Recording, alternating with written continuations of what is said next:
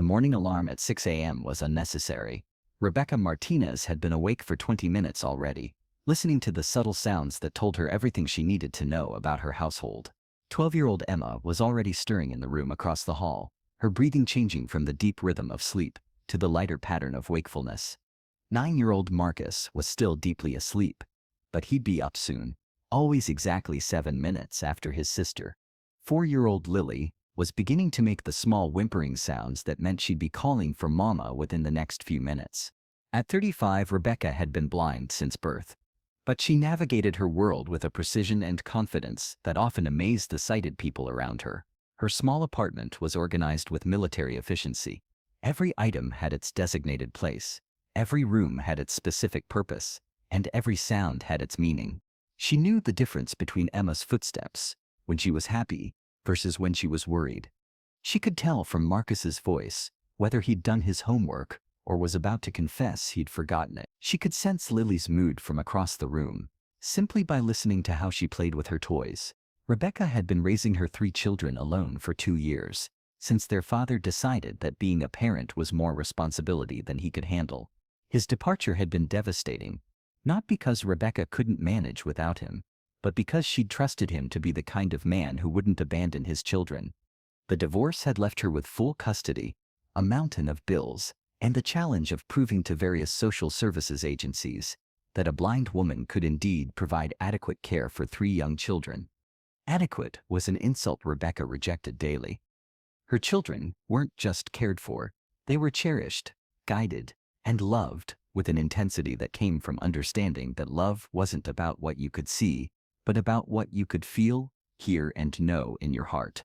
The apartment building where they lived wasn't in the best neighborhood, but it was what Rebecca could afford on her income from her work-from-home job doing transcription and her small disability benefits. She taught her children to navigate their environment safely, to be aware of their surroundings, and to look out for each other in ways that went far beyond typical sibling responsibility. Emma, at 12, had become Rebecca's closest partner in managing the household. Not because Rebecca couldn't handle things alone, but because Emma had inherited her mother's natural competence and wanted to help. She could read body language and social cues that Rebecca couldn't see, translating visual information when needed, while never making her mother feel dependent or incapable. Marcus, 9, was Rebecca's little engineer. He loved building things, fixing things, and figuring out how things worked. He'd appointed himself the family's official describer, narrating the visual world for his mother with the detailed enthusiasm of a nature documentary filmmaker. "Mom, there's a really big dog across the street, and he's golden and his tail is wagging so fast it looks like a helicopter blade." Lily, at 4, had known no other reality than having a mother who experienced the world differently. To her, Rebecca's blindness wasn't a disability, it was just another characteristic, like having brown hair or being tall. Lily had developed an unusual sensitivity to sound and touch, often noticing things that sighted adults missed.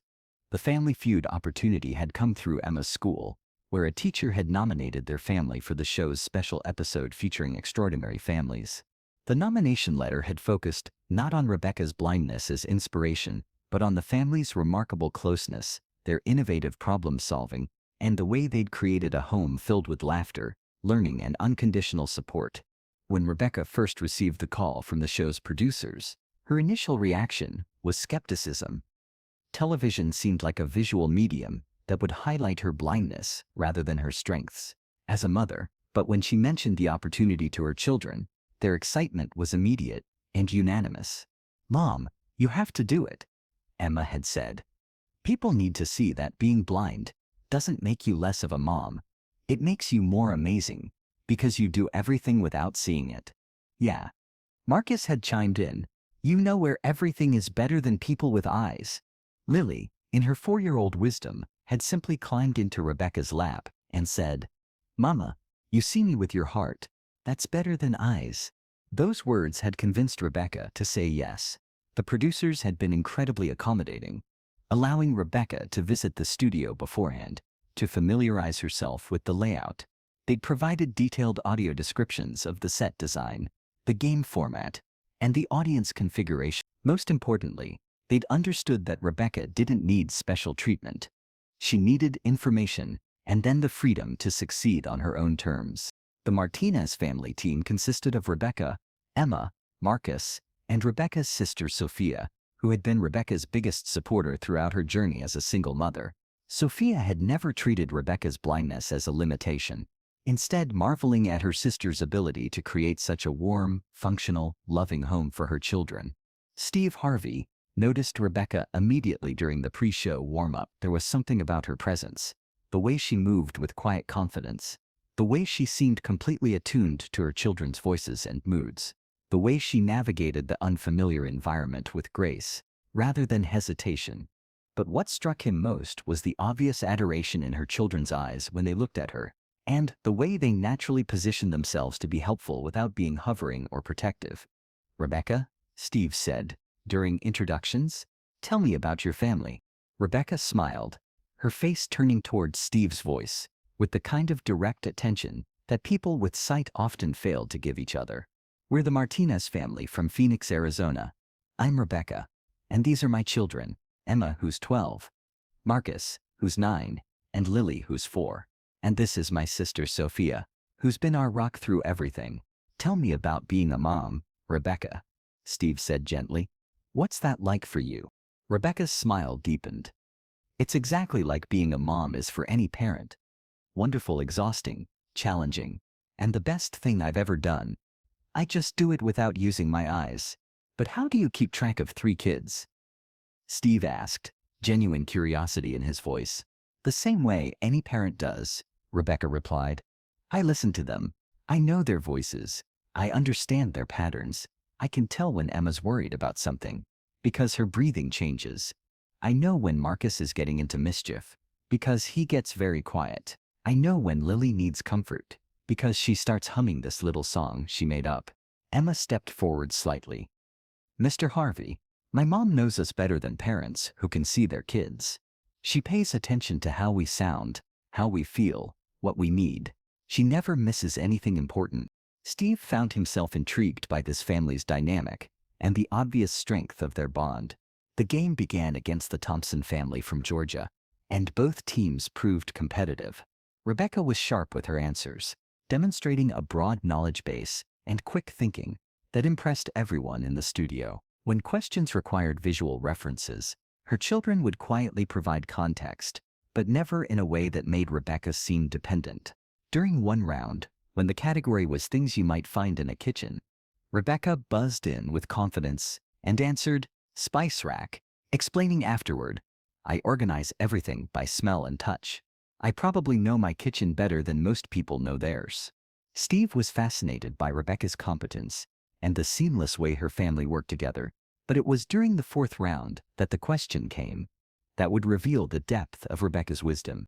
"We surveyed 100 people," Steve announced. "Name something you see with your heart instead of your eyes." Rebecca was at the podium. The question felt like it had been written specifically for her life experience, asking her to articulate something she'd been demonstrating every day for 35 years. "Everything that really matters," she said without hesitation. The words carried such conviction, such absolute certainty, that the studio fell completely silent. Steve set down his cards and approached Rebecca directly. "Everything that really matters," Steve repeated. "Rebecca, that's beautiful. Tell me what you mean by that." Rebecca turned slightly towards Steve's voice, her expression serene and confident. "When you can't see with your eyes, you learn to see with everything else. I see my children's personalities, in their laughter. I see their growth in how their voices change. I see their needs, in their silences. I see love in hugs, trust in the way they reach for my hand, joy in their excitement when they tell me about their day." The audience was completely absorbed in Rebecca's explanation. "People think that because I can't see faces, I'm missing something important," Rebecca continued. "But I think I might be seeing things that people with sight sometimes miss. I see character. I see hearts. I see souls." Emma couldn't contain herself any longer. She moved from the family section to stand beside her mother. "Mr. Harvey," Emma said, her voice strong and clear, "my mom sees us better than people with eyes see their kids. She knows when I'm sad before I even say anything. She knows when Marcus is proud of something he's done. She knows when Lily needs extra cuddles. She doesn't just look at us. She really sees us. Steve was visibly moved by Emma's fierce defense and obvious love for her mother. Rebecca, Steve said, his voice thick with emotion, your daughter just told everyone something beautiful. She said you see them better than people with sight see their children. How do you do that? Rebecca smiled, reaching out to gently touch Emma's arm. I pay attention, she said simply. When you can't rely on your eyes, you learn to really listen. I listen to their words, their tone, their breathing, their movements. I feel their energy, their moods, their needs. I know them completely, because knowing them is how I see them. Marcus had joined his sister beside Rebecca. Mom, he said, his 9-year-old voice filled with admiration. You always know when we need you, even when we don't say anything. 4-year-old Lily, not to be left out, had somehow made her way to the group as well. She wrapped her small arms around Rebecca's legs and looked up at Steve with complete confidence. My mama sees everything, Lily announced. She sees when I'm scared in the dark, and she sees when I'm happy, and she sees when I need stories. She has magic eyes in her heart. The studio erupted in appreciative laughter and applause, but Steve was completely focused on this extraordinary family.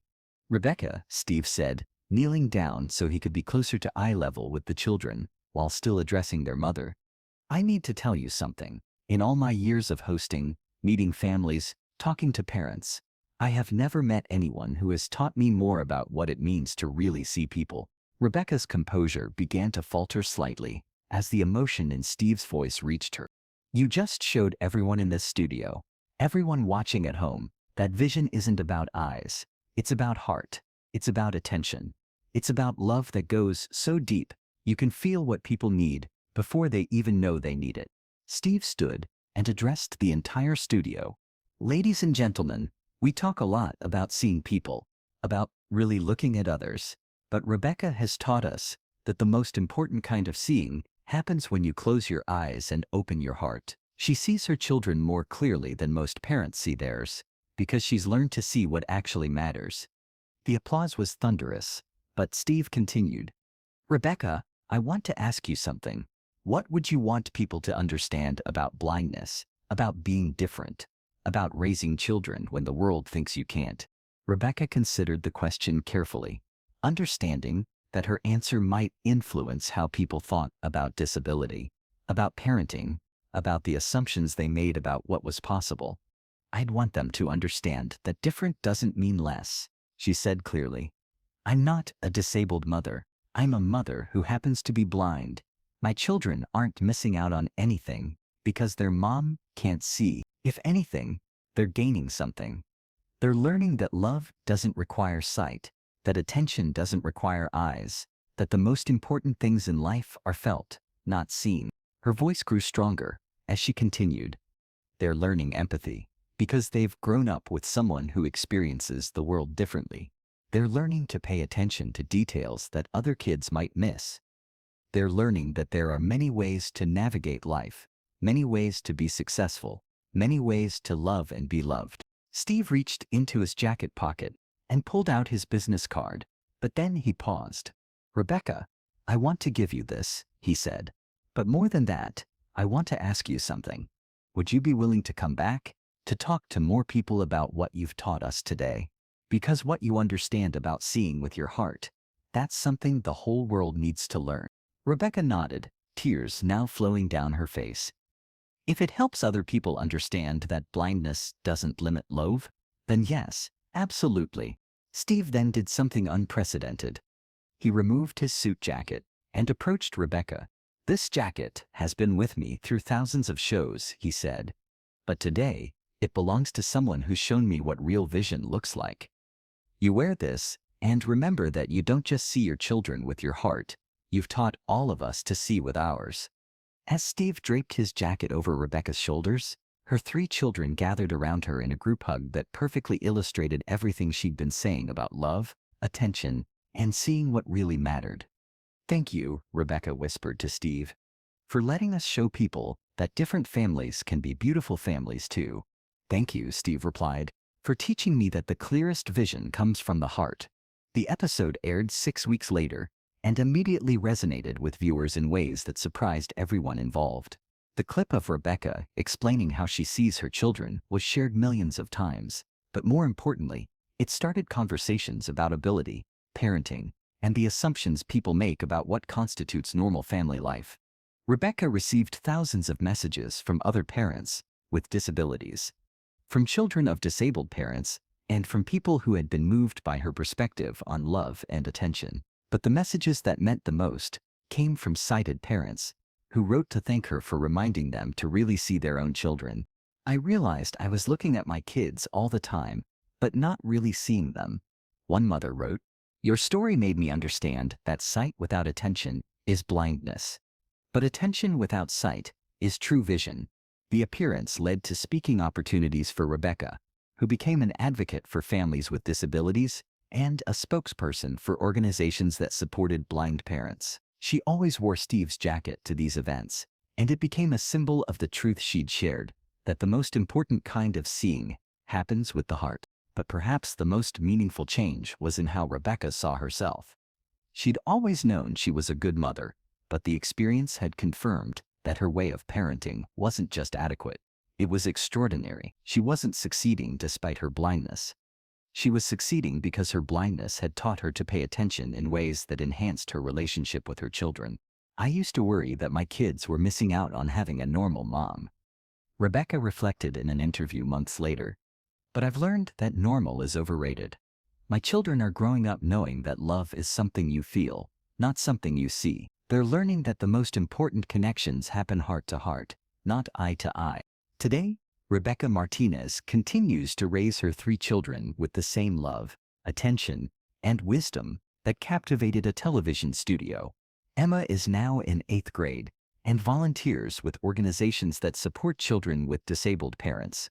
Marcus has developed a passion for audio engineering, inspired by his appreciation for sound and his desire to create technologies that help people navigate the world differently. Lily, now 5, continues to see the world with the unusual sensitivity her mother has modeled for her.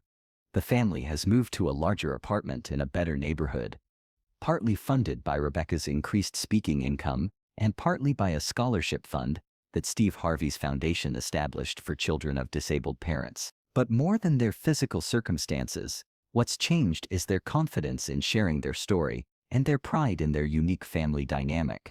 Rebecca keeps Steve's business card in her wallet, and she's used it several times, not for career opportunities, but to update him on her children's achievements, and to thank him for helping her realize that her way of seeing the world was a gift, not a limitation. In their living room, Rebecca has created a memory wall that she experiences through touch, textured artwork the children have made, recordings of important family moments, and objects that represent their journey together. Visitors often comment that they can feel the love in the room, not see it. And every night, as Rebecca tucks her children into bed, she continues the tradition that has defined their family since the children were babies.